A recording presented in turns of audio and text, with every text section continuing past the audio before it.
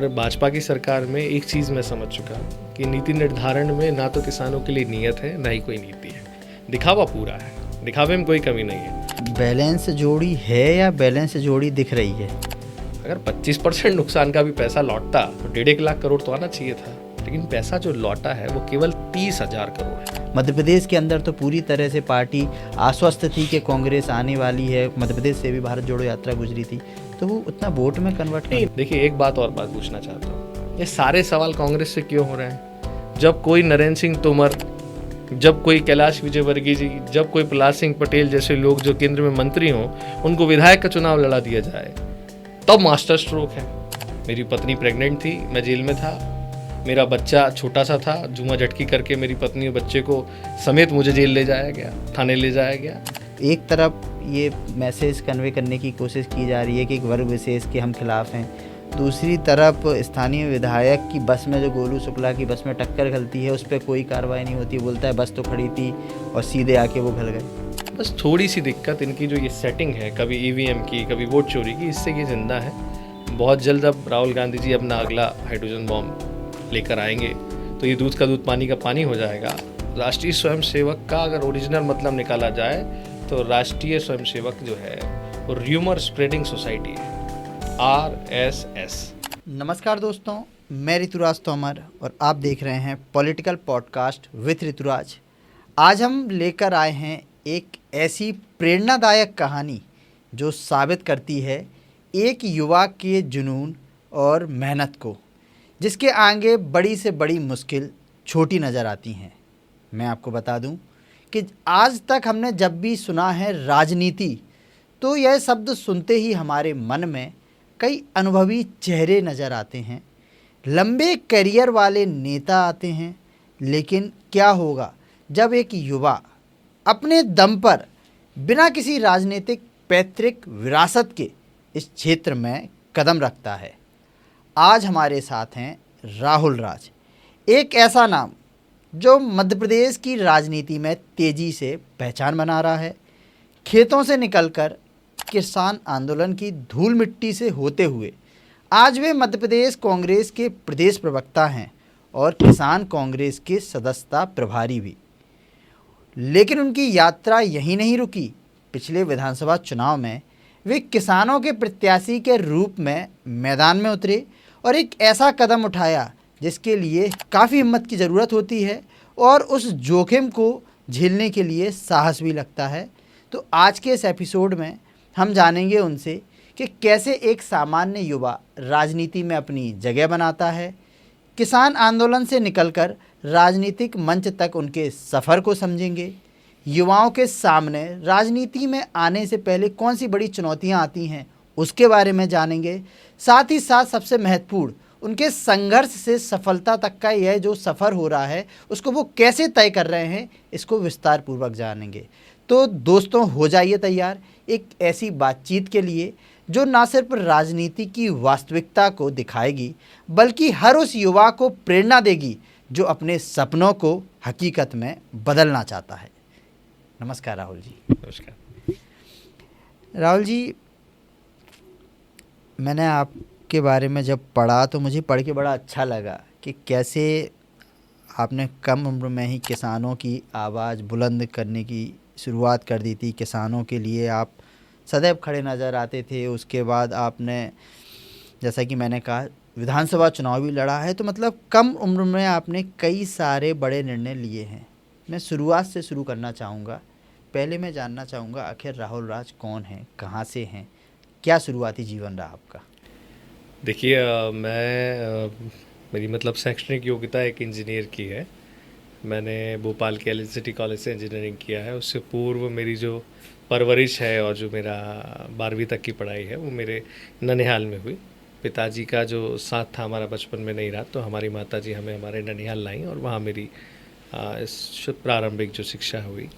उसके बाद मैं कॉलेज गया, फिर मैंने जैसे हर आदमी का जीवन होता है, और क्योंकि हमारे नाना जी जो हैं वो, उनका खेत है, खेती है, तो बचपन में सानी बनाने से लेके घास काटने तक, फसल उगाने से लेके उसे बेचने तक, वो संघर्ष जो एक किसान का होता है, किस प्रकार वहाँ पे एक आटा चक्की भी होती थी जो हम लोग चलाते थे, और भी जो काम उस समय आने में, क्योंकि वो डेवलपिंग फेज़ था भारत का भी। जिस दशक में हम लोग 89 के दशक में मैं पैदा हुआ, तो वहाँ से लेके जो एक भारत का वो दौर था, उस दौर में चीज़ें बदल रही थी। तो मैं सौभाग्यशाली हूँ कि मैं उस दौर में पैदा हुआ जब बदलते हुए भारत में आधुनिक भारत तक का सफ़र हमने देखा। तो इसके बाद मैंने, जैसे सब सपना देखते हैं, नौकरी का सपना देखा, नौकरी करी कॉरपोरेट में। उसके कितने बाद साल का अनुभव रहा नौकरी? 1.5-2 साल का अनुभव स्टार्टिंग में कॉरपोरेट का रहा, वो और आगे जाता। उससे बीच में हमारे जो पारिवारिक हमारे बहुत अच्छे संबंध हैं, एक बड़े राजनेता जो मध्य प्रदेश के हैं, उनसे उन्होंने आग्रह किया। उन्होंने कहा कि साहब आप हमें असिस्ट करो। वो मेरे लिए बड़ा चैलेंजिंग टास्क था। मैं भी पशुपेश में था, कहाँ एक इंजीनियर, कहाँ एक नौकरी और कहाँ सब कुछ छोड़ के, लेकिन वो मुझे एक बेटे की तरह मानते थे। और उनका पहला सवाल ही यही था कि तुम्हारा पैकेज कितना है। तो मेरे पैकेज के तौर पे उन्होंने मुझे पैकेज दिया, और उनके साथ पहली बार जीवन में मैंने राजनीति के प्रति और कांग्रेस पार्टी के प्रति अपनी कोई एक समझ को विस्तृत मतलब विकसित किया। फिर मेरे मन में बड़ा एक पशुपेश रहता था, यार अपन ने डिग्री करी है, अपन ये क्या कर रहे हैं, ये तो अपना काम ही नहीं है। लेकिन तब तक मैं मध्य प्रदेश 3 बार घूम चुका था उनके साथ। और पूरे कार्यकर्ताओं की पीड़ा, कांग्रेस कैसे काम करती है, और ख़ासकर जो मैंने कहा किसानों की वो पीड़ा कि भाई फसल नष्ट हो गई, किसान रो रहा है, लोग मिलने जा रहे हैं, छाती से लगा रहे हैं, लेकिन दे कोई कुछ नहीं रहा है। भाई ठीक है, आरोप प्रत्यारोप का दौर अपनी जगह, लेकिन वो वहीं के वहीं पीड़ित था, वहीं के वहीं शोषित था। फिर एक ऐसा दौर आया जब जो सभी के मन में रहता है। मेरी कम उम्र थी, मतलब मैं इंजीनियरिंग करके 1.5-2 साल नौकरी करी, फिर बड़े राजनेताओं के साथ just rubbing your shoulders with big shots. उस समय केंद्र में सरकार भी थी कांग्रेस की। बहुत लंबा अनुभव, अच्छा अनुभव रहा, विधानसभा से लेकर संसद को समझने का मौका रहा।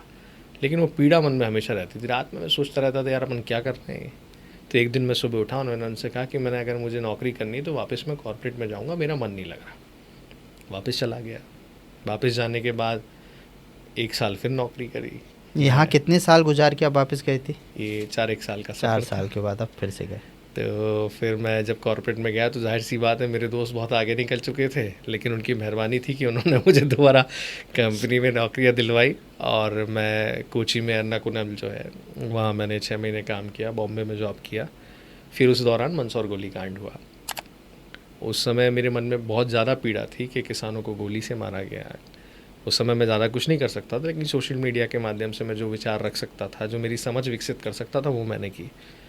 और उस समय मन में वो पीड़ा घर करती गई, क्योंकि कुछ चीज़ क्या होता है ना, आपके बैक ऑफ द माइंड में, सबकॉन्शियस माइंड में चलती रहती है। आपको ऐसा लगता है कि आपको कोई प्रभाव नहीं पड़ रहा। तो वो ऐसा हो गया एक दिन कि यार, क्योंकि मैं अनुभव ले चुका था राजनीति का, किसानों का, आम आवाम का। कॉर्पोरेट में बैठे बैठे कंप्यूटर चलाते चलाते मैं यही सोचता था कि यार अब क्या कर रहे हैं। तब भी यही सोचता था, क्योंकि नियति जहाँ ले जाना चाहती है आप वहीं जाते हो, आप चाहे जो कर लो। ऐसा मेरा मानना है। मैं ईश्वर में बहुत विश्वास रखता हूँ। तो एक सुबह मध्य प्रदेश के एक वरिष्ठ किसान नेता हैं शिव कुमार जी, मैंने उन्हें फ़ोन किया। मुझे आज भी दिन याद है, रंगपंचमी का दिन था। मैं भोपाल आया, मैंने उन्हें फ़ोन किया, सीधा उनके घर गया और मैंने उनसे कहा कि साहब मुझे जो है किसानों के लिए लड़ाई लड़नी है। उनके बारे में मैं अध्ययन कर चुका था। उन्होंने अवसर दिया। किसानों का उस समय 1 जून से 10 जून आंदोलन चलता था। 75 दिन की अनवरत अन्नदाता अधिकार यात्रा की, रेकी करी। उनने भी खूब, ऐसा होता है ना कि आदमी परखता है, अच्छे से रगड़ा। 50 दिन मुझे रेकी करने का मौका दिया। फिर सिलसिला चलता गया, गांव बंद आंदोलन, फिर दिल्ली का सबसे बड़ा आंदोलन हुआ, उसमें समन्वय करने का संयुक्त मोर्चा में अनुभव मिला। फिर मेरी अपनी विधानसभा क्षेत्र शमशाबाद में 2-2 बार मैंने यात्रा एमएसपी को लेकर निकाली, गारंटी कानून को लेके। लखीमपुर खीरी हत्याकांड हुआ, उसकी यात्राएं निकाली। और इस दौरान मुझे 3 बार फिर से मध्य प्रदेश घूमने का मौका मिला। तो ऐसे सिलसिला चलता गया और मैं एक किसानों का प्रतिनिधि बन गया। आप जैसे कि हम बात कर रहे थे युवा की एक राजनीति में आने की, अभी आपकी उम्र क्या होगी? मैं दिसंबर में मेरे ख्याल से 37 साल का हो जाऊंगा। तो मतलब आप अभी 37 साल की उम्र में करीब 6 से 7 बार मध्य प्रदेश का भ्रमण कर चुके हैं, प्रदेश का। तो किसान राजनीति जब आप कर रहे थे, किसानों के लिए काम कर रहे थे, उस दौर में आपको क्या वो बड़ी समस्याएं प्रदेश के अंदर देखने को मिली अपने इन अनुभवों में, कि आज भी वो समस्याएं यथावत हैं किसानों की?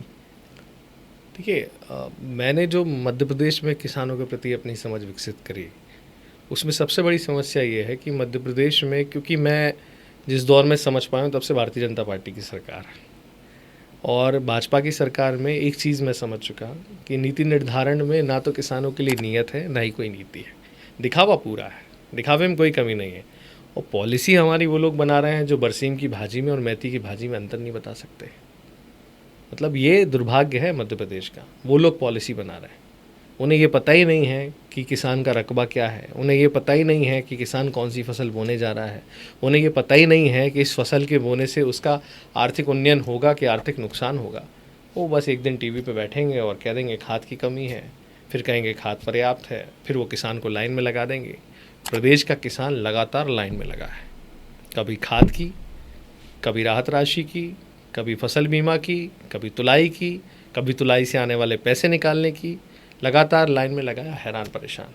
ये मध्य प्रदेश के प्रति मैंने मेरी समझ निर्मित करी और मैं सौभाग्यशाली हूँ कि इस पूरी यात्रा के बाद आज राजनीति में मुझे जब जीतू पटवारी जी जैसे हमारे युवा प्रदेश अध्यक्ष बने तो उनके नेतृत्व में मुझे पार्टी में एक अवसर मिला प्रदेश का प्रवक्ता बनने का, और किसानों का जो संगठन है मध्य प्रदेश कांग्रेस का उसमें सदस्यता प्रभारी बनने का।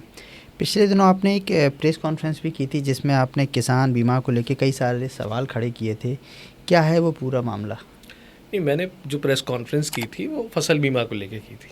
देखिए क्या होता है, जैसे अब कोई भी सामान्य आदमी जो इस पॉडकास्ट को देख रहा होगा, अगर कोई हम गाड़ी का बीमा कराता है, अपन जीरो डेप इंश्योरेंस कराते हैं, अपने को आश्वस्त रहता है कहीं भी ठुकेगी ठीक ठाक होके आ जाएगी, क्योंकि अपने को पता है कि आईडीवी वैल्यू जो गाड़ी की है उसके हिसाब से हमारा एक इंश्योरेंस क्लेम बनता है। हम अगर हेल्थ इंश्योरेंस की बात करें तो मेरे ख्याल से 13,500 रुपये के हेल्थ इंश्योरेंस में 3.5 लाख से लेकर 4 लाख के बीच में एक कवर मिलता है, सम एश्योर्ड मिल जाता है। अब आप अस्पताल में भर्ती हो गए, आपका व्यय जो अस्पताल है वो क्लेम कंपनी को क्लेम भेज रहा है, और मान लो चलो आपका 1.5 लाख का एस्टीमेट भेजा उसने और वो आपकी 13,500 में 8,000 ही अप्रूव करे तो आपको कैसा लगेगा? तो आप अपने आप को ठगा महसूस करोगे ना। बिल्कुल। ये किसानों के साथ हो रहा है।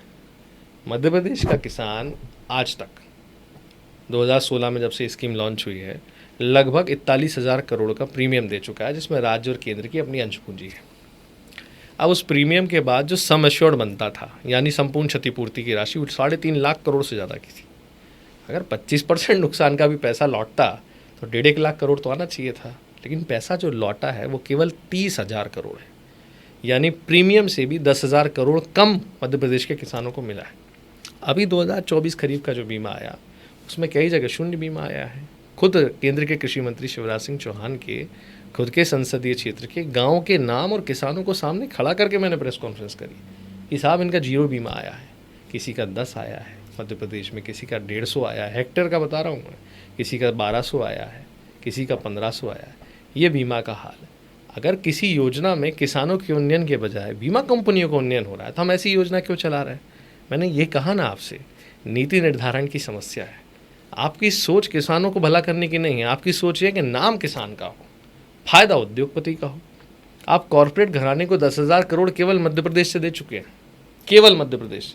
अगर मैं पूरे देश की बात करूं तो 2,56,000 करोड़ का लगभग का प्रीमियम जमा हो चुका है राज्य और केंद्र के हिसाब से, और जो लौट के आया वो 1,81,000 करोड़, जबकि उसका 19 लाख करोड़ से ज़्यादा का ग्रॉस प्रीमियम बनता था।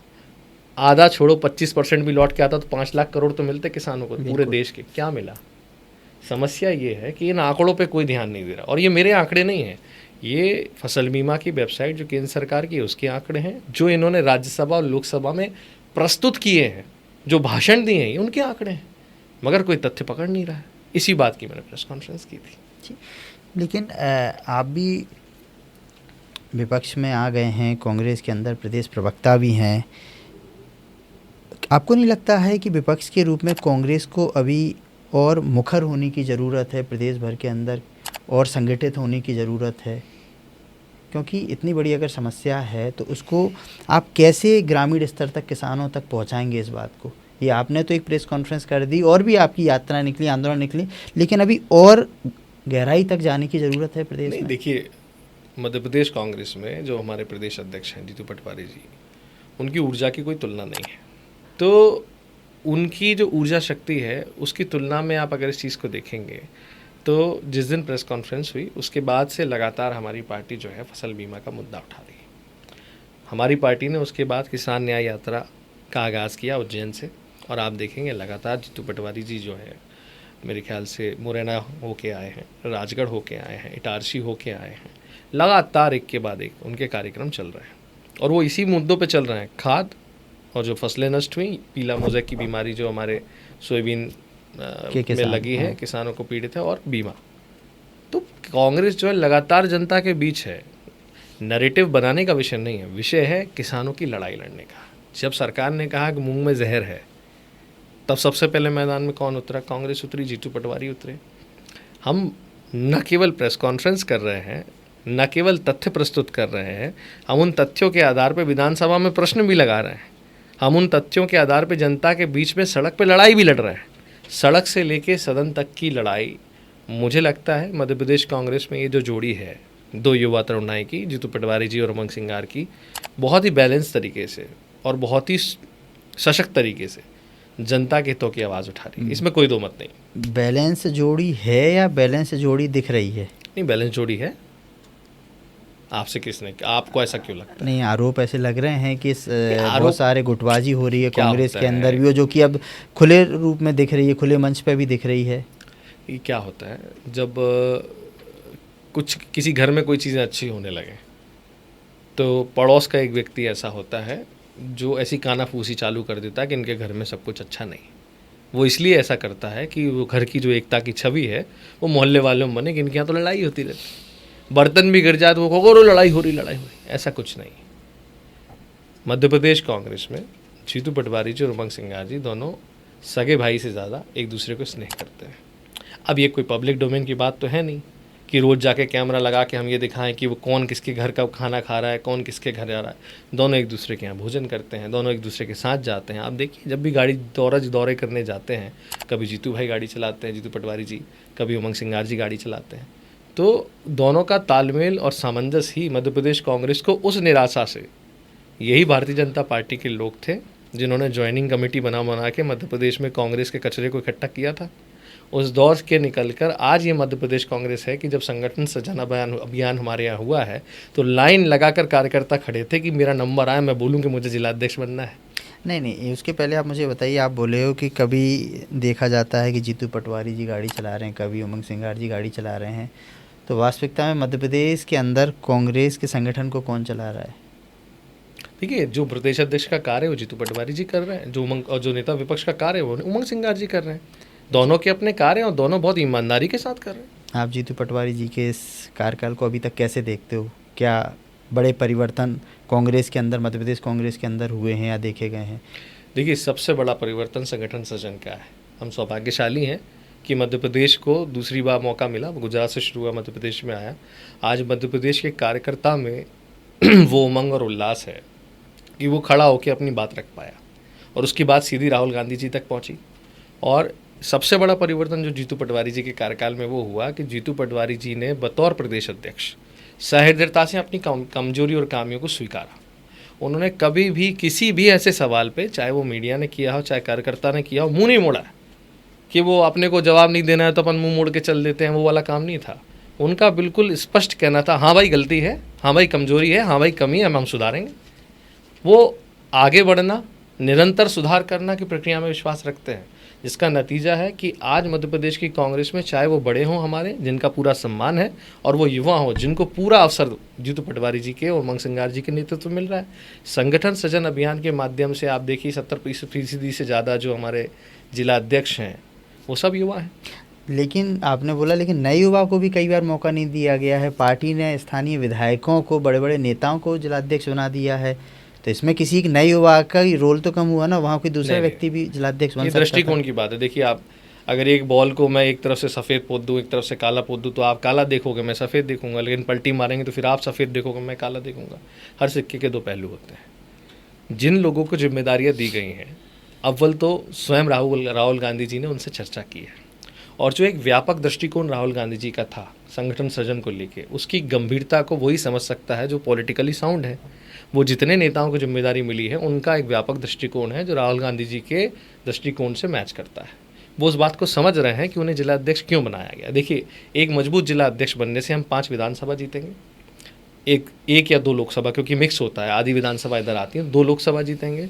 2 लगे हुए जिलों से अगर हम 2 लोकसभा और 10 विधानसभा जीत रहे हैं, और ये सोच राहुल गांधी जी की है कि हम दृढ़ता से न केवल विधानसभा जीत रहे हैं, सत्ता लोलुपता का काम नहीं कांग्रेस में।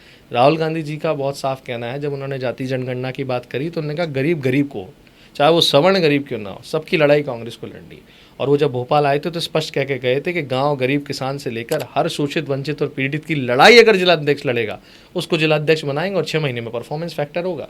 परफॉर्मेंस नापेंगे, नहीं कर पा रहे तो भैया थैंक यू सो मच, दूसरा काम करो, पार्टी में बहुत काम है। उस आधार पर उन्होंने लोगों को बनाया है। और आप देखो, जिस दिन से लोग जिलाध्यक्ष बने हैं, जितने भी जिलाध्यक्ष हैं और जो कार्यक्रम पार्टी के हो रहे हैं, उसका ग्राफ देखो आप।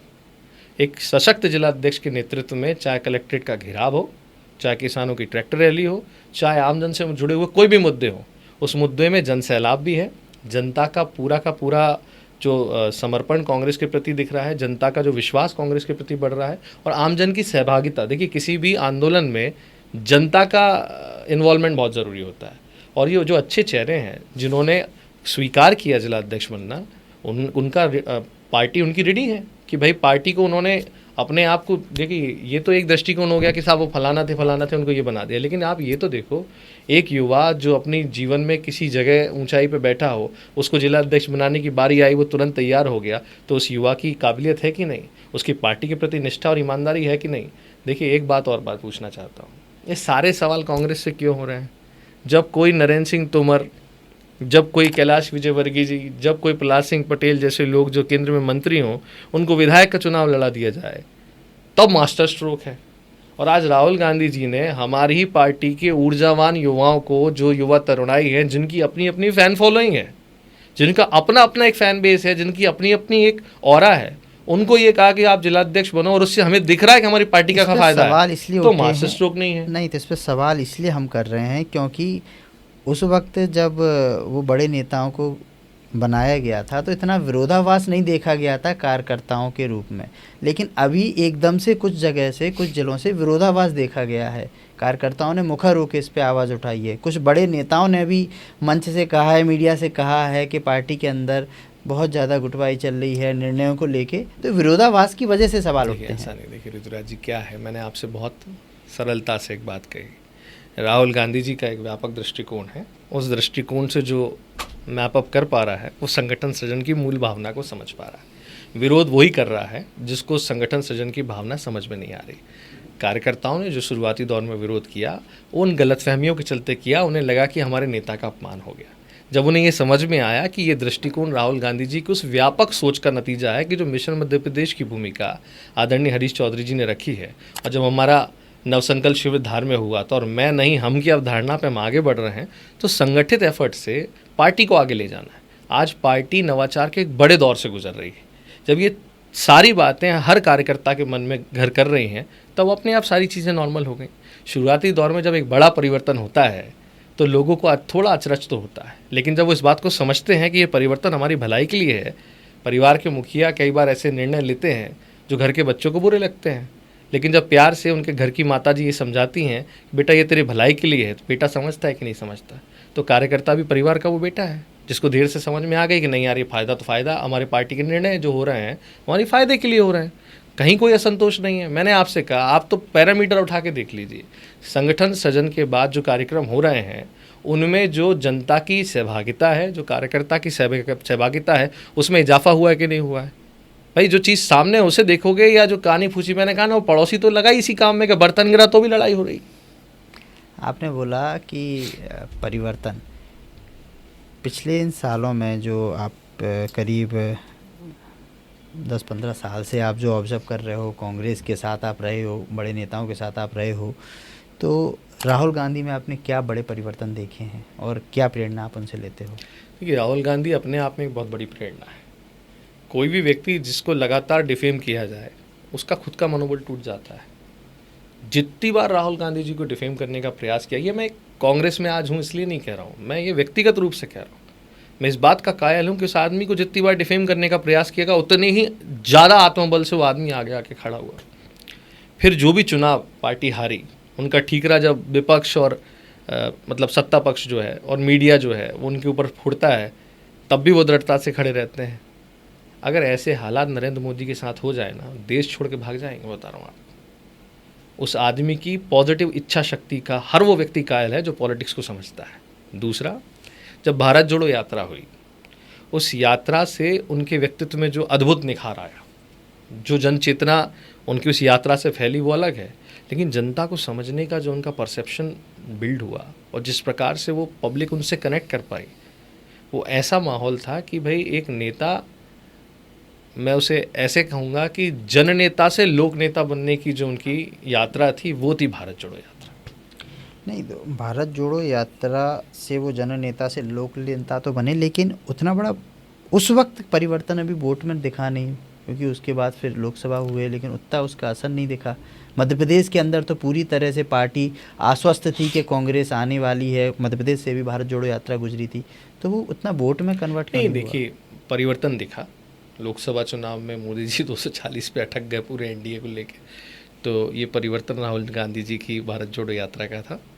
परिवर्तन दिखा कि वो आज देश के नेता विपक्ष हैं। परिवर्तन दिखा कि आज भारतीय जनता पार्टी हर उस मोर्चे पे जिसमें वो ढोल नगाड़े बजा के इवेंट बना के देश की जनता को मूर्ख बनाती थी, हम नहीं बना पा रही है। परिवर्तन दिखा कि जिस प्रकार का अत्याचार, मैं तो एक छोटा उदाहरण आपको बताता हूँ, जब इनकी स्पष्ट बहुमत की सरकार थी तब ये किसी भी किसान आंदोलन को कुचलने के लिए रात रात भर उठा के लोगों को जेल में बंद कर देते थे।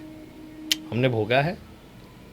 मेरी पत्नी प्रेग्नेंट थी, मैं जेल में था, मेरा बच्चा छोटा सा था, जुआ झटकी करके मेरी पत्नी और बच्चे को समेत मुझे जेल ले जाया गया, थाने ले जाया गया, परिवार समेत हुआ है। शिवराज सिंह जी मुख्यमंत्री थे, प्रधानमंत्री जी आए हुए थे यहाँ पे, ये सब कुछ हुआ है हमारे साथ, हमने सब भोगा है। लेकिन ये विषय आज चर्चा का नहीं, चर्चा का विषय ये है कि इन सब चीज़ों में गिरावट कब आई, जब राहुल गांधी देश का नेता विपक्ष बना। आज हिम्मत नहीं है भारतीय जनता पार्टी की सरकार की कि वो आंदोलनकारियों को इस प्रकार परेशान करे। उनको पता है कि एक व्यक्ति संसद में खड़ा होकर बोलेगा। ये परिवर्तन कब आया? ये भारत जोड़ो यात्रा के बाद, जब हमारी सीटें बढ़ी हैं, जब राहुल गांधी देश के नेता विपक्ष बने हैं, तब आया है। तो परिवर्तन जिसको महसूस होना चाहिए उसको होता है। मध्य प्रदेश में क्यों नहीं दिखा? कैसे नहीं दिखा आपको मध्य प्रदेश में परिवर्तन? आप एक बात बताइए, मध्य प्रदेश में आप लोकसभा से इस बात का आकलन करना चाहते हैं कि 29 सीट चली गई, आप परिवर्तन को जो वोट ऑफ परसेंटेज है उससे आकलन करिए ना भाई। अगर हमारा वोट परसेंटेज गिर जाता, जिस हिसाब से सीटें नहीं आई, तो मैं मान लेता कि परिवर्तन नहीं आया है। अगर वोट परसेंटेज में इजाफा हो रहा है, उस वोट परसेंटेज में कोई ऐसा बहुत ज़्यादा एकदम से नैरो स्वीप नहीं है, तो हम कैसे मान लें कि परिवर्तन नहीं हुआ? देखिए, ज़्यादातर सीटें कांग्रेस क्या हार रही है, 1000, 450, 500, 2500, मैक्सिमम सीटें 5000 के अंदर है। और फिर वोट चोरी का जो आरोप राहुल गांधी जी ने लगाया है और जो तथ्यात्मक ढंग से उन्होंने प्रस्तुत कर दिया है कि साहब एक घर में 150 आदमी, 80 आदमी निकल रहे हैं, पिताजी के नाम एक से, घरों के नंबर एक से। फिर वो ये भी प्रस्तुत उन्होंने किया है दूसरी प्रेस कॉन्फ्रेंस में कि भैया नाम काटेगा, ऋतुराज जी का नाम राहुल राज ने काट दिया, राहुल राज को पता ही नहीं है। तो ये वोट चोरी जो अगर हुई है, अगर ये वोट चोरी नहीं होती तो सरकार किसकी होती? कांग्रेस की होती। प्रधानमंत्री कौन होता? राहुल गांधी होते। लेकिन इस वोट चोरी को करके जो भी इन्होंने बॉर्डर लाइन सरकारें बनाई हैं, 29 की लोकसभा ले ली, मध्य प्रदेश की सरकार छीन ली, इसका मतलब ये नहीं कि पार्टी का वोट गिराव गिराया। आप इस चीज़ को इस तरह देखिए, भारतीय जनता पार्टी कहती है कि कांग्रेस जो है, कांग्रेस मुक्त भारत की परिकल्पना करती थी। आज 20 साल से ज़्यादा इनकी सरकार है, हमारा वोट शेयर तो वही है, जनता में कांग्रेस पार्टी का स्नेह भी वही है। बस थोड़ी सी दिक्कत इनकी जो ये सेटिंग है, कभी ईवीएम की, कभी वोट चोरी की, इससे ये जिंदा है। बहुत जल्द अब राहुल गांधी जी अपना अगला हाइड्रोजन बॉम्ब लेकर आएंगे तो ये दूध का दूध पानी का पानी हो जाएगा। और फिर आप देखेंगे कि ये जो पॉडकास्ट करके आज आप हमसे सवाल कर रहे हैं, इस देश का, ऋतुराज जी, आप कोई माने या ना माने, सबसे बड़ा फैक्टर आज राहुल गांधी है। पूरे देश की राजनीति की धुरी राहुल गांधी है।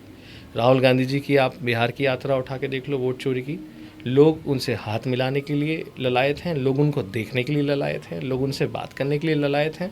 और वो व्यक्ति इतना सरल और इतना सहज है, और भाजपा वालों ने उसकी छवि जो भी बनाई हो, हम तो पूछ रहे हैं, प्रधानमंत्री जी अपनी डिग्री नहीं बता रहे हैं। उनसे ज़्यादा लर्नेड कोई राजनेता हो तो बताएं, उनसे ज़्यादा फिट कोई राजनेता हो तो बताएं। डीप सी डाइविंग करने वाला व्यक्ति, जैपनीज जुत्सु जैसी टेक्निक्स के साथ अलग अलग मार्शल आर्ट जानने वाला व्यक्ति, लर्नेड व्यक्ति, हिंदी और इंग्लिश दोनों में पकड़ रखने वाला व्यक्ति, राजनीतिक सूझबूझ के साथ सामाजिक EQ और IQ दोनों लेवल रखने वाला व्यक्ति, ऐसे व्यक्ति को आप जो कुछ कह दोगे तो कोई मान लेगा? समस्या इतनी सी थी कि जब तक कहानी शिकारी के हिसाब से लिखती गई तब तक वही हीरो रहा। शेर के बारे में किसने जाना? ये बात तो आपकी सही है, लेकिन क्या होता है ना कि प्रस्तुतिकरण मायने रखता है। अगर कोई छवि बनाने का प्रयास किया जा रहा है तो उस छवि में कुछ ना कुछ ऐसे तथ्य होते हैं जो जनता विश्वास कर लेती है, जनता मान लेती है, बात सही है, ठीक है। जो उनकी एक छवि बनाने का प्रयास किया गया था या बनाया गया, उसमें जो वीडियो क्लिप दिखाई गई वो कई बार सोचने योग्य तो हैं कि भाई ऐसा क्यों बोला आपने, ऐसा क्यों कहा आपने, आपको नहीं बोलना चाहिए था। तो परिवर्तन तो वही होते हैं ना कि आप पहले क्या बोलते थे, अब आपके अंदर आप कौन सी वीडियो क्लिप की बात? भाई जो राहुल गांधी जी ने जो बोला था कि भाई आलू डालेंगे सोना निकलेगा, अब इस तरीके की आप वीडियो तो मैं हम भी मीडिया से, लेकिन मैं क्या बोल रहा हूँ, ये पेश किया गया, मैं वही बोलना चाह रहा हूँ, लेकिन ये लोगों तक पहुँचाया गया। ठीक है, हाँ, किसी ने कोई पूरा, एक्चुअली हमारा फिर आपका काम यहाँ पे ये होता है कि आप उसको पूरी वीडियो को अपने तरीके से लोगों तक पहुँचाएं। पूरी वीडियो लोगों ने नहीं देखी उस हाँ। समय, परसेप्शन बिल्ड किया गया आलू सोना, जबकि वो तो प्रधानमंत्री मोदी जी ने कहा था। उन्होंने तो उस बात को कोट किया था। कोट करने को भारतीय जनता पार्टी झूठ बोलो, जोर से बोलो, बार बार बोलो में ही चलता है। आरएसएस, राष्ट्रीय स्वयंसेवक का अगर ओरिजिनल मतलब निकाला जाए तो राष्ट्रीय स्वयंसेवक जो है वो र्यूमर स्प्रेडिंग सोसाइटी है। आरएसएस एक्सपर्ट हैं वो र्यूमर फैलाने में, और उसी से उनकी सरकारें बनाते हैं, जनता में र्यूमर फैलाते हैं, धार्मिक उन्माद फैलाते हैं, लोगों को लड़ाते हैं, बरगलाते हैं, तथ्यों से भागते हैं। मैंने आपसे तथ्य दिए, मैं आपके लाइव पॉडकास्ट में भी तथ्य दिए, शिवराज सिंह जी ने खुद ने लोकसभा में तथ्य दिए।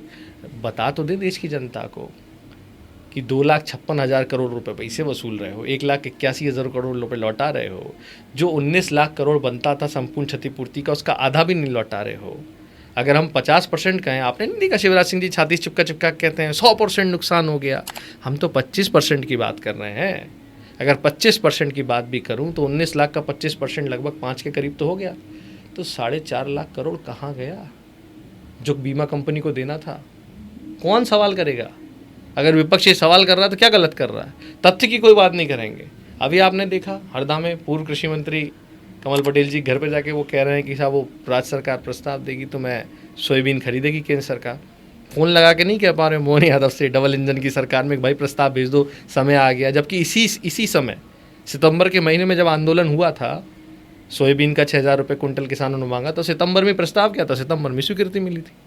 तो आपको खुद की डेट याद नहीं है, या आप ये कहना चाह रहे हो कि मोहन यादव अयोग्य हैं कृषि के मामले में, या डबल इंजन में सब कुछ ठीक नहीं है? मगर इससे किसान को क्या? आप तो मूर्ख बना रहे हो, आप अपने तथ्यों से भागते हो। जब वो कोई बात करता है वो तो बात ये होगी कि पता पूछो भोपाल का, वो बता देंगे बंगाल का। तो शिवराज सिंह जी से बार बार कांग्रेस कह रही है, मोहन यादव से कह रही है कि तू इधर उधर की बात ना कर, ये बता कि काफिला क्यों लुटा। आप मध्य प्रदेश कांग्रेस में प्रदेश प्रवक्ता हैं। मैं भी आपसे एक ताज़ी घटनाक्रम पे कुछ चर्चा करना चाहूँगा कि पिछले कुछ दिनों से इंदौर में देखा जा रहा है कि कल एक गरबा पंडाल में एक स्थानीय विधायक के लोगों के द्वारा जाके एक वर्ग विशेष के लोगों की प्रदर्शनी हटाई गई, उनके झूले हटाए गए, उनकी दुकानें हटाई गईं। वहीं वहाँ की एक और विधायक है महोदय, भाजपा विधायक मालिनी गौड़, उन्होंने पत्र जारी करवाया है राजवाड़ा में कि एक वर्ग विशेष के दुकानदार अपनी दुकानें इतने दिनों के अंतराल में हटा लें। तो ये एकदम से एक तरफ ये मैसेज कन्वे करने की कोशिश की जा रही है कि एक वर्ग विशेष के हम खिलाफ़ हैं, दूसरी तरफ स्थानीय विधायक की बस में, जो गोलू शुक्ला की बस में टक्कर खलती है, उस पर कोई कार्रवाई नहीं होती, बोलता है बस तो खड़ी थी और सीधे आके वो घल गए। इसको आप कैसे देखते हो? मैंने आपसे पहले ही कहा, ह्यूमर स्प्रेडिंग सोसाइटी क्यों कहा? भ्रामक प्रचार करना, देश में धार्मिक उन्माद फैलाना। हिंदू मुसलमान और हिंदू मुसलमान, इनके नेता बस केवल यही करते रहते हैं। देश से जुड़ी हुई और जनता से जुड़ी हुई मुख्य मुद्दों से भटकाने के लिए ये आडंबर रचते हैं। गोलू शुक्ला की बस से एक्सीडेंट हो रहा है वो विषय नहीं है। विषय क्या है? गरबा पंडाल। विषय क्या है? गणेश जी आ गए। विषय क्या है? दुर्गा जी आ गई। विषय क्या है? चुनरी यात्रा। धर्म का सम्मान है। मैं ऐसा मानता हूँ कि धर्म एक व्यक्तिगत विषय होता है।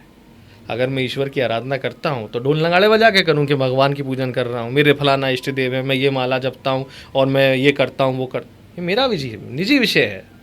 धर्म मेरा निजी विषय है, मेरी आस्था का विषय है।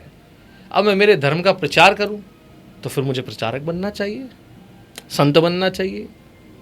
लेकिन अगर मैं राजनीति में हूँ तो मेरा धर्म ये कहता है कि मुझे जनता के हित और अधिकार के लिए लड़ना है। अब हित क्या है? महिलाओं का शोषण हो रहा है, बलात्कार हो रहा है, बच्चियों को राजधानी में नशा देकर उनकी वीडियो रिकॉर्ड की जा रही हैं और पॉर्न इंडस्ट्री का हब भोपाल बन रहा है। कहाँ बन रहा है साहब? ड्रग्स पकड़ा जा रहा है, एमडी ड्रग्स पकड़ा है, आज तक पता नहीं, दोबारा पकड़ा है उसका कुछ नहीं पता। कहाँ हो रहा है ये सब? मुख्यमंत्री निवास भोपाल में, मुख्यमंत्री स्वयं गृह मंत्री, इसके बाद विधानसभा भोपाल में, विधानसभा के अध्यक्ष भोपाल में, तमाम मंत्री भोपाल में, और कुछ मंत्री मोटरसाइकिल पे उन अपराधियों के साथ घूम रहे हैं। तो कैसे मान ले कि ये सत्ता संरक्षण में नहीं हो रहा? एक मछली का व्यापारी बिल्डर भी बन जाता है, शराब का कारोबारी बन जाता है, और बच्चों का शोषण करता भी बन जाता है, और ड्रग्स का व्यापारी बन जाता है। ये सब भोपाल में हो रहा है। ये विषय चर्चा के नहीं है। फिर और आगे आओ, बच्चियों के बलात्कार के साथ बच्चियों की तस्करी हो रही है, आदिवासी अंचल में अव्वल दर्जे पे हो रही है।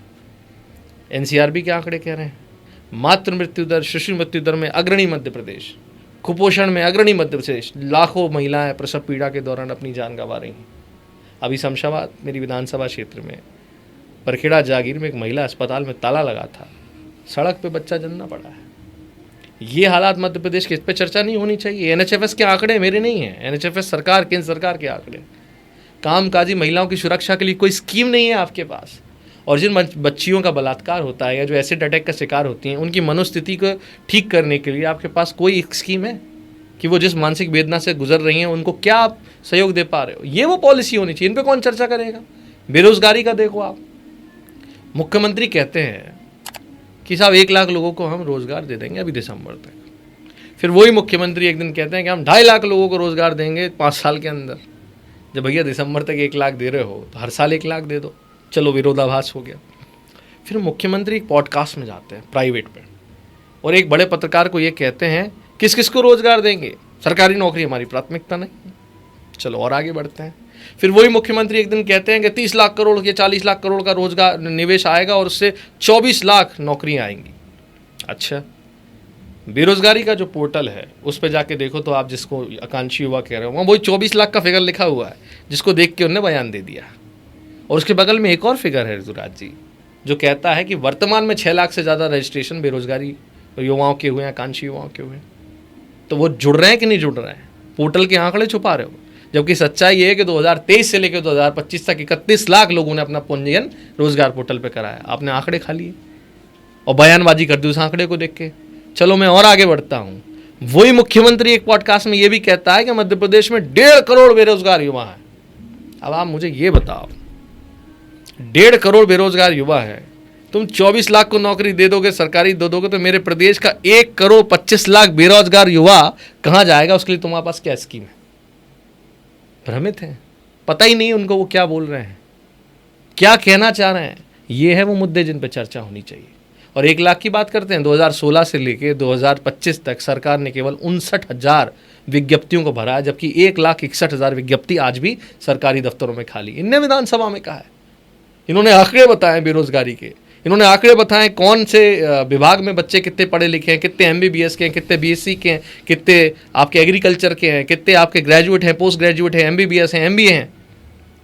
बुंदेलखंड अव्वल में है जहाँ से आप आते हैं। नहीं तो ये मुद्दे नहीं होने चाहिए क्या? अब इन मुद्दों से ध्यान भटकाना है।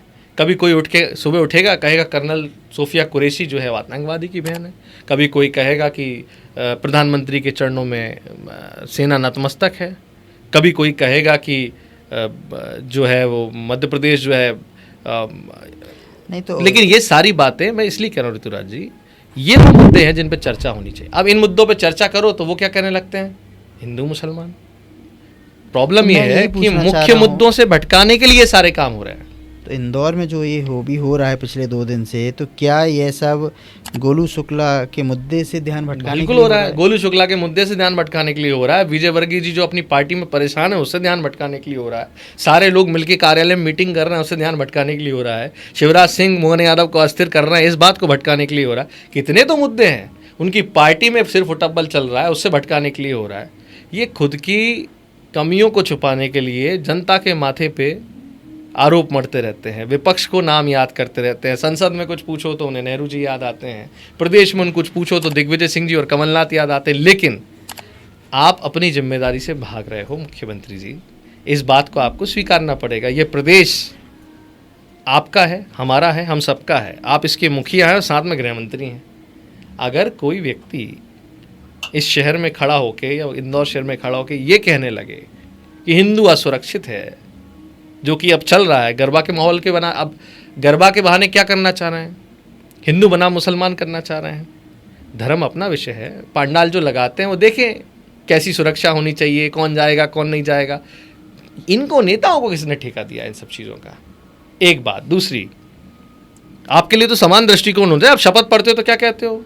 शपथ में तो लिखा बिना राग द्वेष के, बिल्कुल बिना राग द्वेष के। बिना राग द्वेष का मतलब आप समान भावना सबको देखोगे। वही मंत्री खड़े होकर उल्टे सीधे बयान देते हैं। चलो और आगे बढ़ते हैं। यहाँ से जब आप आगे बढ़ते हो तो हिंदू मुसलमान की बात करके आप लोगों को भटकाना चाहते हो, मुख्य तत्वों से भटकाना चाहते हो, लेकिन उन समस्याओं का क्या जिनको आपको एड्रेस करना है? समस्या तो वहीं के वहीं है ना ऋतुराज जी। आप मुद्दों से भटका भी लोगे। गृह मंत्री आप हो और आप कह रहे हो कि साहब हिंदू असुरक्षित है।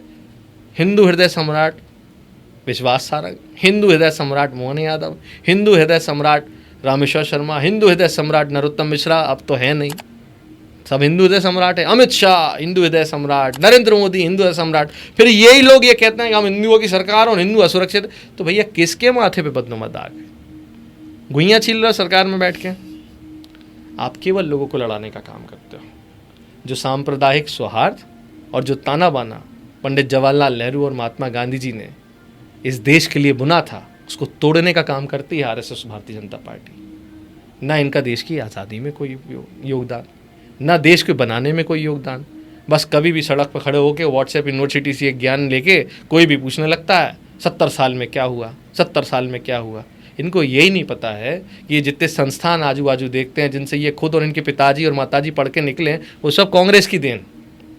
लेकिन वो इन्हें याद नहीं रहेगा, क्योंकि मध्य प्रदेश में जो भी युवा पीढ़ी 2000 के आसपास जिनका जन्म हुआ है, जब उन्होंने होश संभाला तो भारतीय जनता पार्टी की सरकार देखी, तो उन्हें ये पता नहीं कांग्रेस ने क्या किया है।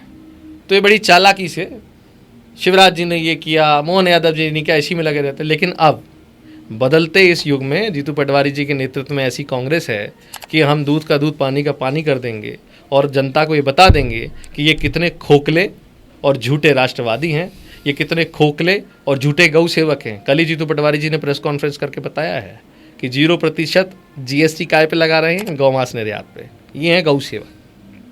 मुख्यमंत्री के खुद के आवास में गाय है जो गौ सेवा का ढोंग करते हैं और गौ के मांस की तस्करी को रोकने की बात करते हैं और उस पर 0 GST लगा रहे हैं। इनकी सारा झूठ जो है वो जनता के सामने आ रहा है। और इनके एक नेता ने तो गौ के साथ क्या हरकत करी सबने देखा मंसूर में। वो तो ठीक है। अब आप मुझे ये बताइए कि आप इतने अच्छे प्रवक्ता हैं, युवा नेता हैं, विधानसभा चुनाव भी लड़ चुके हैं, संगठन के अंदर, पार्टी के अंदर वरिष्ठ नेता आपको किस तरीके से लेते हैं? क्या आपकी स्वीकारता हो गई है? क्या अनुभव अभी आपको देखने को मिल रहा है, सीखने को मिल रहे हैं? कैसा अनुभव है अभी आपका? देखिए ऋतुराज जी, कहीं भी हो, कांग्रेस की बात नहीं करूँगा मैं, जितने किसान संगठनों में उनमें भी जब हम कहीं जाते हैं तो स्वीकारोक्ति एकदम से किसी की नहीं होती है। पहला इंप्रेशन, लोग कहते हैं फर्स्ट इंप्रेशन लास्ट इंप्रेशन, वो अपने आप में एक वजह हो सकती है। लेकिन आप जगह किसी भी जगह अपने काम से बनाते हैं। आप कैसे दिखते हैं, आप कैसा बोलते हैं, आप क्या करते हैं, उससे ज़्यादा बेहतर तरीके से कोई भी आपका आकलन करता है आपका आचरण कैसा है, आप निष्ठावान हैं या नहीं है। आपकी बात की वजनदारी तब होती है जब आप अपनी बात पे टिके रहते हैं। आप कर्मठ हैं या नहीं हैं, आप जिस जगह काम कर रहे हैं उसमें उस भाव को समझ के काम कर पा रहे हैं कि नहीं कर पा रहे हैं। आप स्वयं के लिए काम कर रहे हैं या फिर आप संगठन के लिए काम कर रहे हैं। ये सारी बातें जब आती हैं तब जाके आप अपनी जगह बना पाते हो। ऐसा कभी नहीं होता है कि हम कहीं गए और पलक पावड़े बिछा के कोई हमारे लिए इंतजार कर रहा है कि हमारे सुर्खा आपके पर लगे। कभी नहीं हो, कभी भी नहीं होगा। किसी भी जगह सीरियस लेते हैं आपको जब आप उन्हें कोई सुझाव देते हो? आप मुझे व्यक्तिगत ऐसा क्यों पूछ रहे हो? मेरी उम्र के बहुत सारे लोग हमारी पार्टी नहीं, मैं आपसे इसलिए पूछ रहा हूँ क्योंकि देखिए पार्टी के अंदर किस तरीके से युवाओं को स्थान मिल रहा है, मैं ये जानना चाह रहा हूँ। मैं अक्सर बोलता हूँ, मैं अक्सर सवाल करता हूँ कि युवाओं को राजनीति में आना चाहिए। मैं जब किसी युवा नेता के साथ बैठता हूँ या बड़े नेता के साथ, तो मैं उनसे भी पूछता हूँ कि कैसे आखिर युवा राजनीति में आए, क्योंकि देश के लिए युवाओं का राजनीति में आना बहुत ज़रूरी है। तो उसमें मैं समझना चाह रहा हूं कि एक युवा के तौर पर आपको भले ही आपकी पार्टी किस तरीके से देख रही है, आपकी बातों को सुना जाता है, सीरियस लिया जाता है या नहीं लिया जाता है, या फिर बचपन से हम देखते आए हैं कि चलो अभी तो बच्चा है, ये क्या जाने, अभी इनके नया नया है, इस तरीके से। तो कैसी आपको प्रतिक्रिया मिलती है? देखिए, मैंने कहा आप अपने टैलेंट से, आप अपनी निष्ठा से और आप अपनी लगनशीलता से पार्टी में जगह बनाते हैं। अगर मैं अपने ही उदाहरण से, क्योंकि आप बार बार मुझे टारगेट करके पूछ रहे हैं, देखिए मुझे गंभीरता से लेना, मैं जो समझ पाया, मैं सौभाग्यशाली हूँ कि इतनी कम आयु में मैं पार्टी का प्रदेश प्रवक्ता हूँ। मैं एक ऐसे पद पर बैठा हूँ जिसमें गंभीरता और बहुत सारे अनुभव की आवश्यकता होती है। जाहिर सी बात है, पार्टी ने मुझ में कोई काबिलियत देखी होगी, ये मेरा सौभाग्य, और मैं उनके प्रति कृतज्ञता व्यक्त करता हूं कि प्रदेश अध्यक्ष जीतू पटवारी जी ने और हमारे मीडिया विभाग के अध्यक्ष मुकेश नायक जी ने, हमारे उमंग सिंगार जी एलओपी जी ने ऐसी कोई काबिलियत देखी कि भाई मुझे एक छोटी उम्र में ऐसा पद दिया। दूसरा, जब हम बात सही तरीके से रखते हैं, क्योंकि मेरा एक लंबा किसान संगठनों का अनुभव रहा है, तो आप तथ्यात्मक बात करोगे, लोग आपकी बात सुनेंगे। आप केवल इस ध्येय से पार्टी में हो कि मुझे तो साहब इसकी बुराई करनी, उसकी बुराई करनी, तो आपका स्थान कहीं नहीं है। देखिए क्या होता है ना, सकारात्मकता से युवा की जगह बनती है। अब क्योंकि आप ये ऐसे पूछ रहे हो कि युवा कैसे जगह बनाए, तो मैं आपको युवा के हिसाब से बता दूँ। एक युवा के पास दो सबसे बड़े महत्वपूर्ण हथियार होते हैं, एक आयु, दूसरा धैर्य। धैर्यवान व्यक्ति अगर युवा है तो वो बहुत लंबा जाता है। वो इसलिए लंबा जाता है कि उसके पास सबसे पहला गुण होना चाहिए सीखने का, और दूसरा गुण होना चाहिए सुनने का। आज प्रवक्ता हैं, आप हमसे बात कर रहे हो, वो अलग बात, लेकिन ज़्यादा बोलने से ज़्यादा बेहतर है ज़्यादा सुनो, सीखो। सीखने की कोई उम्र नहीं होती। बड़े बड़े दिग्गज नेता हमारी पार्टी में हम हमेशा कहते हैं उम्र कोई सीखने की नहीं है, बच्चे से भी सीखने को मिला तो सीखो। तीसरा, ईगो को हमेशा पीछे रखो। 7 तालों के दरवाजे में बंद करके ईगो को रखना चाहिए, राजनीति करना है तो, क्योंकि आपको किसी ने पीला चावल नहीं दिया है ऋतुराज जी, ये आपकी अपनी पीड़ा है। चौथा, मेरा ऐसा मानना है कि जीवन में कोई लक्ष्य नहीं है तो आप राजनीति छोड़ो किसी भी क्षेत्र में सफल नहीं हो सकते, क्योंकि आप युवा को लेके कह रहे हैं कि युवा राजनीति में कोई सफल नहीं होता। तीसरा, मेरा ऐसा मानना है कि अगर आप केवल किसी संगठन में या राजनीति में इसलिए आ रहे हो कि पैसा कमाना है, तो लंबे नहीं चलोगे, बोर हो जाओगे। अगर मैं एक युवा के तौर पे कहूँ तो बोर हो जाओगे। क्या है कि एक मोनोटोनस काम हो जाता है, मैं पैसा ही कमाने आया हूँ साहब, कि मुझे बस नेताओं के साथ संबंध बनाने और माल कमाना है, नहीं चल पाओगे। दूसरा कि भाई मुझे पावर चाहिए, अरे बहुत अच्छा लगता है 10-15 लड़के मेरे पीछे हों, बड़ी गाड़ी हो, ये बोर हो जाओगे, ज़्यादा दिन नहीं चल पाओगे। क्या करोगे, मिल गई गाड़ी, फिर आगे लड़के, फिर जिसके पास विजन है, जिसके पास कॉज है, कॉज मतलब ओरिजिनल कॉज, जिसके मन में पीड़ा है, जिसको पता है कि मैं पॉलिटिक्स में इस वजह से हूँ, वो राजनीति कर पाता है। क्योंकि उसे ना तो मान की परवाह है, ना अपमान की परवाह है, उसे दिन रात केवल एक चीज़ की चिंता है कि यार मैं राजनीति में इस सेवा के भाव से हूँ, मुझे इस वर्ग का उन्नयन करना है, मुझे इन लोगों का उन्नयन करना है, मुझे देश का करना है, मुझे जनता का करना है, मुझे मेरे क्षेत्र का करना है। एक कॉज कंसेप्ट होता है। जब व्यक्ति कंसेप्ट लेके चलता है तो राजनीति में आगे जाता है। वो फिर उसको अपमान, मान सम्मान नहीं लगता। जैसे गीता में लिखा है, मान और सम्मान तो समय का होता है, अपना क्या है, तो वो व्यक्ति आगे बढ़ता है। लेकिन स्वार्थ सिद्धि के लिए जो आता है वो आदमी कभी राजनीति में आगे नहीं बढ़ पाता। वो राजनीति छोड़ो किसी संगठन में काम नहीं कर सकता। और आपके माध्यम से मैं मेरे युवा साथी को एक बात बताता हूँ। अभी हमारा एक बहुत छोटा साथी है, पार्टी में हमसे बहुत जूनियर है और उम्र में भी जूनियर है। पार्टी में तो मैं ही सबसे जूनियर हूँ, मुझे ऐसा लगता भी और हूँ भी मैं। तो मैंने उसे एक बड़ी अच्छी कहानी सुनाई। हमारे किसान संगठन में एक बार ट्रेनिंग में हमारे एक सीनियर ने एक कहानी सुनाई थी। उन्होंने महत्व बताया था संगठन का, और उन्होंने जो पार्टी छोड़ के या संगठन छोड़ के चले जाते हैं उनकी महिमा भी बताई थी। ये मैं किसी पे आरोप प्रत्यारोप लगा के नहीं कह रहा। एक बार रामलीला का जुलूस चल रहा था। रामलीला के जुलूस में छोटे छोटे बच्चों ने दुर्गा जी की मूर्ति ली और माथे पर रख के बढ़िया गुलाल उड़ाने लगे। तो एक समझदार व्यक्ति ने कहा, यार जुलूस तो रामलीला के, तुम क्या दुर्गा माता ले आए? बच्चे बोले, भगवान चाहिए थे, भगवान चाहिए थे। तो बच्चे हैं, छोटे बच्चे नहीं गाँव में ढोल वोल बजाने लगते। तो उस आदमी ने कहा, माता जी का अपमान होगा, बच्चे कहीं रख जाएंगे। उसने उठाया और बच्चे बहुत भारी थी, तो बगल में एक गधा जा रहा था।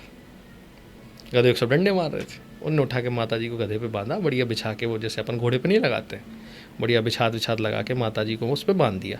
और बच्चों उसका अब तुम आगे नाचो। अब अच्छे नाचते रहे, सब अपने घर चले गए, मूर्ति वो गधे पे रखी रह गई, किसी ने ध्यान नहीं दिया। अब जहाँ जहाँ गधे को डंडे पड़ रहे थे, गधा जहाँ भी जाए तो कोई लंबा हो जाए उसके सामने, बढ़िया अगरबत्ती आरती लगाए, माला पहनाए, एक मूर्ति को पहनाए, एक गधे को पहनाए, गधे को बढ़िया खाना खिलाए, गधा बड़ा खुश और आगे बढ़े। गधा सब्जी मंडी पहुंचा तो लोग सब्जी खिला रहा है उसको। एक सेठ साहूकार जो दुर्गा माता जी को बहुत भगत थे वैष्णो देवी के, वो बढ़िया लीपे रोज कि भाई गधा आएगा जिस पर मूर्ति जी रखी है और उनकी आरती करेगा। 7-8 दिन में गधे को ऐसा लगने लगा कि यार अपन तो सुपर गधे हैं, अरे यार जहाँ जा रहे हैं सम्मान मिल रहा है, मालाएं मिल रही, लोग डंडे मारते थे, चमत्कार हो गया है। उसे ये लगने लगा कि ये तो चमत्कार मेरा है। नदी किनारे बैठे बैठे उसे ख्याल आया कि यार अपन इतने सुपरमैन है, फिर भी अपने कंधे पे पता नहीं 7-8 दिन से कौन सा बोझ लेके ढूंढ रहा है। गिरा इस बोझ को, और बोझ गिरा दिया, पलट के देखा भी नहीं। अगली सुबह जब वो जगह जगह गया तो जहाँ जहाँ मान सम्मान था वहाँ दनादन कुटाई होने लगी। साहूकार के पास जाए तो वो डंडा मार रहा, सब्जी वाले के पास जाए तो वो डंडा मार रहा, फल वाले के पास डंडा। दिन भर पिटाई के बाद वो आके नदी पे बैठ गया। बोले यार कल तक तो बड़ी ताकतवर थी, लोग मान सम्मान करते, आज अचानक क्या हो गया। उसकी नज़र मूर्ति पे पड़ी। पानी पीते पीते उसने अपने आप से कहा, यार गुरु, ये सारी महिमा तो इस मूर्ति की थी, अपना कुछ नहीं था, ये है संगठन। ये बात मैंने कहानी इसलिए सुनाई है, कोई भी कार्यकर्ता हो पार्टी से बड़ा नहीं होता है, और संगठन हमेशा कार्यकर्तावादी होता है। ऋतुराज जी, कार्यकर्ता ही एक ऐसा पद होता है जिसमें पूर्व और वर्तमान जैसा कुछ नहीं होता। आपने कभी किसी कार्यकर्ता को सुना ये कहते हुए कि मैं पूर्व कार्यकर्ता हूँ? कोई पूर्व विधायक हो जाएगा, कोई पूर्व सांसद हो जाएगा, कोई पूर्व मंत्री हो जाएगा, कोई पूर्व महामंत्री हो जाएगा। संगठन में सब कुछ पूर्व वर्तमान होता है, कार्यकर्ता नहीं होता। इसलिए अपने आप को कार्यकर्ता मान के पार्टी के प्रति निष्ठा रख के आगे बढ़ो, कभी भी नुकसान नहीं होगा। स्वयं को संगठन से बड़ा मत रखो, और स्वयं को कभी ये मत मानो कि मुझे सब आता है। भले ही आता हो, लेकिन ध्येय ये होना चाहिए कि मुझे आज भी कुछ नहीं आता है। ठीक है, पार्टी ने आपको प्रदेश प्रवक्ता का बड़ी जिम्मेदारी दी है, आप इस जिम्मेदारी को किस तरीके से देखते हैं? क्या कुछ नया आपको अनुभव सीखने को मिला इस जिम्मेदारी के बाद? नहीं, बहुत कुछ सीखने को मिलता है। पार्टी के इंटरनल मैटर्स में बहुत कुछ जानने का मौका मिलता है। हमारे पार्टी के वरिष्ठ नेताओं के साथ समन्वय करने का मौका मिलता है, मुद्दों की समझ, क्योंकि अभी तक मेरा जो पूरा अध्ययन था, जो मेरी रुचि थी और जो मैंने सीखा वो सब खेती किसानी के विषय में रहा। लेकिन कांग्रेस पार्टी में आने के बाद हर विषय पे मुखरता से अपनी बात रखनी होती है, अध्ययन करना पड़ता है। और मुझे ऐसा लगता है कि अध्ययन करके बोलने में जो आनंद है, जो चीज़ों के बारे में जानना, जिस चीज़ों को समझना, उनके प्रस्तुतिकरण में एक निखार आता है। तो अध्ययन करते रहना चाहिए, जो मैंने सीखा प्रवक्ता बनने के बाद। हालांकि पढ़ाई लिखाई में मैं बहुत ज़्यादा अव्वल नहीं रहा हूँ कभी, लेकिन हाँ, अध्ययन करना मेरा एक व्यक्तिगत रुचि है। किताबें पढ़ने का मुझे शौक़ है, तो मैं पढ़ता हूँ, अध्ययन करता हूँ और विषय की गंभीरता को समझता हूँ, और फिर तथ्यात्मक ढंग से अपनी बात रखता हूँ। और प्रवक्ता के तौर पे जो अनुभव मुझे हुआ, प्रवक्ता कोई भी हो, किसी भी संगठन का हो, पार्टी का हो, वो उसकी पार्टी का आईना होता है। तो जब आप बोल रहे हो तो आपको ये सोच के बोलना चाहिए कि आप पार्टी के जो लाखों करोड़ों कार्यकर्ता हैं उनका रिप्रेजेंटेशन कर रहे हो। आपकी एक एक बोली हुई वाक्य, आपकी बोली हुई वक्तव्य मीडिया में जाता है, जनता के बीच में जाता है, चाहे वो जन सरोकार का विषय हो, चाहे व्यक्तिगत विषय हो। लेकिन पब्लिक लाइफ में व्यक्तिगत तो कुछ होता नहीं है। बिल्कुल। तो आपको बहुत सोच समझ के बोलना चाहिए, और ये बहुत महत्वपूर्ण जिम्मेदारी होती है। अगर कोई केवल ये सोचे कि ये चेहरा चमकाने की एक दुकान है, मुझे बना दिया, मैं ये कर लूँ, मतलब मैं व्यक्तिगत उसमें कह रहा हूँ, तो ये ऐसा नहीं है। पार्टी ने आपको जिम्मेदारी दी है, पार्टी की गाइडलाइन से अलग हटके अपने दिमाग लगा के आप उसके बेहतरी में क्या कर सकते हैं तो करिए, लेकिन उसमें पार्टी की गाइडलाइन टॉस करना या अपने आप को पार्टी से आगे रखना, ये सब चीज़ें नहीं करनी चाहिए। जो मैंने सीखा और जो मैंने कहा कि जो आज पार्टी में चल रहा है हमारी, मैं नहीं हम की जो धारणा है, उस अवधारणा में आगे बढ़ना चाहिए। उस संकल्पना को आगे ले जाने के लिए जो कुछ कर सको वो करो। ठीक है, मैं जानना चाहूँगा कि जब आप किसानों के लिए काम कर रहे थे, किसानों की आवाज़ उठा रहे थे, उस बीच में ऐसा क्या घटनाक्रम हुआ कि ऐसी क्या प्रेरणा मिली आपको कि आप विधानसभा चुनाव में मैदान में आ गए? आपका विधानसभा चुनाव का मुझे वो किस्सा बताइए, क्या वजह थी आपको, क्या आपका प्रेरणा थी कि आप सीधे युवा राजनीति में ही आप सीधा क्योंकि अभी तक क्या होता है राजनीति में, जब कोई व्यक्ति आता है तो पहले सोचता है हम पार्टी के प्राथमिक सदस्य बने, फिर किसी पार्टी में हम मंडल या मंडलम अध्यक्ष बन जाएं, बूथ के प्रभारी बन जाए, उसमें खुश हो जाते हैं। तो मतलब शुरुआती लोग राजनीति ऐसी करते हैं, बहुत कम लोग हैं जो डायरेक्ट ही राजनीति में उतरते हैं बिना किसी राजनीतिक विरासत के। तो आपने वो निर्णय कैसे लिया? नहीं, आप ऐसा मत कहिए, वरना लोग ये सोचेंगे ये तो हेलीकॉप्टर लैंडिंग जैसा हो नहीं गया। नहीं नहीं, चुनाव वाले हाँ, नहीं, विषय पे बात कर रहा हूँ मैं। चुनाव मैं लड़ने उसको का एक- आपने डिसीजन कैसे बनाया? मैं उसको मजाकिया रंग में कह रहा था। देखिए क्या है, लंबे समय तक अलग अलग किसान संगठनों में मैंने कार्य किया, और यही नहीं, मध्य प्रदेश ही नहीं, कर्नाटका, उड़ीसा, जम्मू कश्मीर, पंजाब, हरियाणा, राजस्थान और केरला, इतने राज्यों में जो किसान संगठन, महाराष्ट्र और गुजरात भी, इतने राज्यों में हमारे किसान संगठन एक्टिव थे। इन सब के साथ समन्वय करना, इन सब से मिलना जाना, एक लंबा अनुभव मुझे किसान राजनीति का रहा। इसके बाद मैंने ये महसूस किया कि अल्टीमेटली दिल्ली का इतना बड़ा आंदोलन हुआ, हमारे 700 किसान शहीद हुए, हम नरेंद्र मोदी जी के सामने हाथ फैलाते रहे, अंततोगत्वा उन्हें झुकना पड़ा, उन्हें माफ़ी मांगनी, बात खत्म हो गई। लेकिन आज भी एमएसपी गारंटी कानून नहीं बना। जब राहुल गांधी जी ने कहा कि एमएसपी गारंटी कानून की हम गारंटी देते हैं कि हमारी सरकार आई तो बनाएंगे, तो अल्टीमेटली मुझे फील हुआ कि यार कोई सत्ता में बैठेगा तो कानून बनाएगा, और हम हमेशा बस आंदोलन करते रहेंगे और इनके पास जाते रहेंगे। अगर वो संवेदनशील है तो सुनेगा, नहीं है तो नहीं सुनेगा। बिल्कुल। तो बेहतर ये है कि हम जैसे युवा जो किसान की बात को समझते हैं, जो खेती किसानी के विषय को समझते हैं, मुखरता से रखते हैं और उसका अध्ययन करते हैं, उसकी पॉलिसीज़ को समझते हुए बनाना भी जानते हैं, क्यों ना ऐसे युवा राजनीति में जाएं। अब क्योंकि मैं पहले ही कांग्रेस में बड़े नेताओं के साथ रह चुका, तो मेरी पहली प्राथमिकता भी कांग्रेस थी, और विपक्ष के तौर पे इतने दिनों तक जो संघर्ष मेरा रहा, जाहिर सी बात है विपक्ष एक से साथ रहते हैं। तो भारतीय जनता पार्टी तो ऑप्शन कभी था ही नहीं, क्योंकि संघ की विचारधारा मुझे कभी समझ में आती नहीं है। एक दूसरा, जो भारतीय जनता पार्टी का काम करने का तरीका है, लोगों को दबाना, शोषण करना, मुद्दों से भटकाना और प्रताड़ित करके व्यक्तियों को केवल इसलिए डरा धमका के रखना कि भाई आप तो मुख्य मुद्दे मत उठाओ, बहुत कुछ झेला है हमने, तो वो प्रश्न ही नहीं उठता था। तो जब ये समझ डेवलप हुई कि भाई राजनीति करनी है, और जब तक हम पॉलिसी मेकिंग में नहीं जाएंगे तब तक किसान का भला नहीं कर पाएंगे। जैसा मैंने बताया, जिनको समझ नहीं है वो इसी कमरे में बैठ के पॉलिसी बना रहे हैं आज के इस दौर में। तो कांग्रेस के जो दौर था, मैंने आपको बताया, तो उससे मुझे ये आया कि यार पॉलिटिक्स में जाना चाहिए, खुद जाना चाहिए। लेकिन उस समय ये हुआ कि यार अपन जाएंगे, सीधा पहुंच जाएंगे, तब क्या होगा, तो अनुभव चाहिए था। और मुझे हमारे एक बड़े सीनियर हैं, उन्होंने बड़ी अच्छी बात कही थी कि जीवन में अगर रिश्तों की सच्चाई, अपनों की सच्चाई, ज़मीन की सच्चाई, खुद की सच्चाई, कुछ भी जानना हो तो एक बार चुनाव लड़ लो। खैर ये उन्होंने मजाक में कहा था, लेकिन इसकी अपने गंभीर मायने हैं।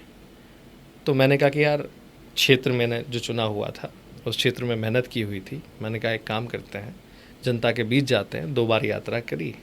यात्रा करने के बाद मैंने जनता से पूछा क्या करना चाहिए, पूरा डेटा इकट्ठा किया। उन्होंने अपने अपने विचार दिए कि इस पार्टी से लड़ना चाहिए, उस पार्टी से, क्योंकि मैं पार्टी में नहीं था, लेकिन मेरा अपना उद्देश्य तय था। तो फिर मैंने विचार बनाया कि चुनाव जो है वो अपनी बात जनता तक पहुंचाने का सबसे आसान और मुफीद तरीका होता है, और जनता आपके विचारों से अगर अवगत नहीं है तो वो आपको भविष्य में कभी अपना नेतृत्व करने का अवसर नहीं देगी। ये मैं अपनी व्यक्तिगत बात बता रहा हूँ। तो उस ध्येय से मैंने अपना बढ़िया पूरा विचार कि मैं क्या क्या कर सकता हूँ, वो सारा मैटर छपाया, जनता के बीच गया और उनसे केवल एक बात कही, आप अपने मन की सुनो, जिसको वोट देना दो।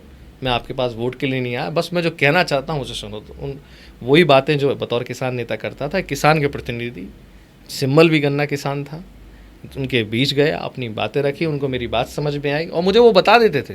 कोई लाग लपेट नहीं था, मेरे संबंध ऐसे थे, मुझे पता था कि वो किसको वोट करने वाले हैं। एक एक व्यक्ति जिससे मैं मिला उसने मुझे क्लियर बताया कि हम तो इसको वोट देने वाले हैं। मुझे पता था, मैंने उनसे वोट नहीं मांगा, केवल ये था कि भाई मैं जा पाऊँ, अपनी बात रख पाऊँ। मुझे काशीराम जी की वो बात याद थी कि पहला चुनाव हारने के लिए लड़ो, दूसरा हराने के लिए और तीसरा जीतने के लिए। तो जब तक आप चुनाव लड़ोगे ही नहीं, उस इलेक्टोरल पॉलिटिक्स को समझोगे नहीं और बिना अनुभव के किसी राजनीतिक दल में जाके क्या कर लोगे। तो पहले मैंने अपना अनुभव लिया, मध्य प्रदेश में घूम चुका था, 2023 जनता को मैं जान चुका था। 2028 में भी आप नहीं, ऐसा नहीं, ऋतुराज जी देखिए, मैं पहले ही मध्य प्रदेश में कांग्रेस की पार्टी को बहुत अच्छे से समझने में मेरी मदद बड़े राजनेताओं के द्वारा जो हुई, गाहे बगाए, वो एक एक्सीडेंटल इंसिडेंट था लाइफ में, मैंने चुना नहीं था, ऐसा हो गया। और ये जो पॉलिटिक्स है, मुझे लगता है हर युवा को इलेक्टोरल पॉलिटिक्स को गंभीरता से समझना चाहिए अगर उसे राजनीति करनी है, और पॉलिसी मेकिंग में जाने में कोई बुराई नहीं। तो इस ध्येय से मैंने अपना फॉर्म भरा, अपना चुनाव लड़ा, अनुभव लिया। अनुभव के बाद जब जीतू पटवारी जी अध्यक्ष बने, क्योंकि वो किसान राजनीति में हम लोगों के संबंध उनसे पहले ही रहे, मंदसौर गोलीकांड में बहुत एक्टिव थे, तो उनके सानिध्य में कांग्रेस में आने का मौका मिला। इसमें कोई राग द्वेष नहीं थी, ना मैंने किसी का विरोध किया, ना मैंने किसी को हराने की काम करी। मैंने केवल बस अपनी बात अपने लोगों तक पहुंचाने का कार्य किया, और ये मेरे लिए एक अनुभव था। जनता भी जानती थी, मेरे किसान साथी भी जानते थे कि भैया जो भी कर रहे हैं एक अनुभव के लिए कर रहे हैं। मेरा आखिरी सवाल है, राहुल राज अगले 10 सालों में, 5 से 10 सालों में खुद को कहाँ देखते हैं कि युवा नेता के तौर पे? देखिए, मैं आने वाले 10 साल में अपने आप को पार्टी में एक समझदार और लगनशील व्यक्ति के तौर पे देखना चाहूँगा। चुनाव लड़ना नहीं लड़ना ये पार्टी तय करती है। इम्पॉर्टेंट ये है कि पार्टी मुझे काम दे। मैं अपने जीवन में हमेशा ये विश्वास रखता हूँ कि काम होना बहुत ज़रूरी है। मैं फ्री नहीं रह सकता, मुझे काम चाहिए। ये मेरे पूर्व के संगठन वाले लोग भी जानते हैं। पार्टी मुझे काम दे, ज़्यादा से ज़्यादा काम करके मैं अपनी ऊर्जा का, अपने प्रतिभाओं का जो लाभ है मेरी पार्टी को दे पाऊँ, जो भी छोटी मोटी प्रतिभा मुझ में है, और संगठन को मजबूत कर पाऊँ, इस भूमिका में मैं आ पाऊँ, ये मैं अपने आप को देखता हूँ। बाकी निर्णय जो पार्टी ले। मैं जिस दिन कांग्रेस में आया था, मैंने हमारे बड़े नेताओं से एक ही बात कही थी कि मैं कोई लाग लपेट और लालसा से नहीं आया हूँ। मैंने कोई पद नहीं मांगा, मैंने कोई अपनी डिमांड नहीं रखी, और ना ही मैंने कोई शोर शराबा किया। मध्य प्रदेश की राजनीति में शायद ऐसे बिरले ही लोग होंगे जिन्होंने किसी को बिना बताए पार्टी में एक 5 रसीद कटाई और अंदर आ गए, क्योंकि ये कोई शो ऑफ नहीं था। ये मेरे लिए किसानों की लड़ाई लड़ने का एक विजन है। लेकिन ऋतुराज जी, मेरे जीवन में मैं राजनीति में केवल किसानों के लिए हूँ। इतना सारा घटनाक्रम जीवन में किसानों के लिए हुआ, वो मेरा एक बेसिक कॉज है। और प्रदेश कांग्रेस कमेटी के कार्यालय में एक वरिष्ठ नेता ने एक बड़ी अच्छी बात मुझसे कही थी कि कांग्रेस में आज आप आए हो तो ये ज़रूर याद रखना कि आप आए किस लिए हो। उनका एक लंबा अनुभव है। उन्होंने कहा कि राजनीति में इतने उतार चढ़ाव आते हैं कि आप मूल लक्ष्य तो भूल ही जाते हो। तो हमेशा अपनी जेब में एक पर्ची रखना कि आए किस लिए हो और जीवन में करना क्या चाहते हो। तो जब भी मेरा मन विचलित होता है, मैं पर्ची निकालता हूँ, देख लेता हूँ कि मैं किस लिए आया हूँ।